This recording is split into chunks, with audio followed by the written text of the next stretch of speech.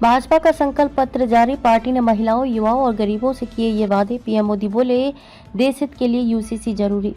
भाजपा ने अपना संकल्प पत्र जारी किया। भाजपा ने संकल्प पत्र में युवाओं, महिलाओं, किसानों और गरीबों पर ध्यान केंद्रित किया है। इस दौरान प्रधानमंत्री नरेंद्र मोदी, भाजपा अध्यक्ष जेपी नड्डा, गृह मंत्री अमित शाह, केंद्रीय मंत्री राजनाथ सिंह भाजपा कार्यालय में मौजूद रहे।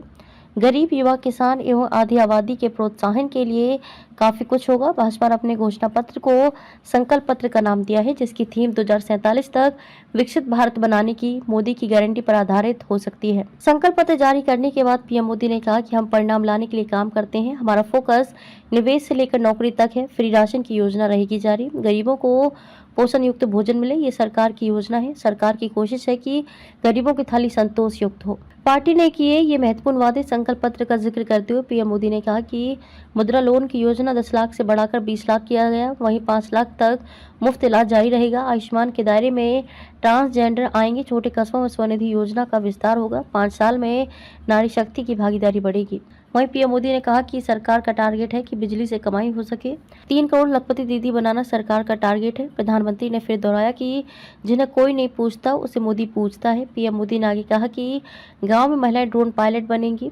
पाइप के रास्ते घर घर गैस पहुंचाई जाएगी। हमारे लिए दल से बड़ा देश है। वंदे भारत ट्रेन के 3 मॉडल चलेंगे। अब गरीबों को उनका अधिकार मिल रहा है और गरीबों को लूटने वाले जेल जा रहे हैं। भ्रष्टाचारियों के खिलाफ ऐसी सख्त कार्रवाई जारी रहेगी, ये मोदी की गारंटी है। पीएम मोदी ने यूसीसी का किया जिक्र।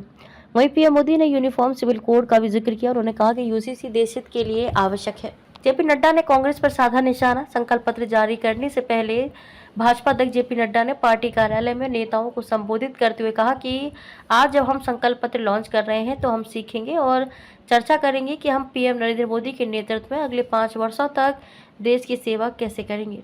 जनसंघ काल के विचारों को आगे बढ़ा रही पार्टी जेपी नड्डा ने आगे कहा कि हम जानते हैं कि आज संकल्प पत्र का चित्रांकन होगा, लेकिन हम लोगों को ये भी ध्यान रखना चाहिए कि बीजेपी और जनसंघ काल से शुरू हुई एक असंबंध आधारित पार्टी के गुण, उन विचारों को लगातार छोड़े गए वाद्य यंत्र अधिष्ठान की यात्रा में हम सब लोग शामिल हैं। जब जब चुनाव आता है तब तब हम सब लोग उसी तरह से विश्वत यात्रा को आगे बढ़ाने का काम करते हैं। जेपी नड्डा ने मोदी सरकार 2.0 की सफलता का किया जिक्र। भाजपा राष्ट्रीय अध्यक्ष ने आगे कहा कि महिला आरक्षण कानून का जिक्र करते हुए जेपी नड्डा ने कहा कि जो 30 सालों में नहीं हुआ वो 3 दिन में हो गया। संसद में महिलाओं को आरक्षण दिया गया। कोरोना काल के दौरान सरकार मजबूती से लड़ी।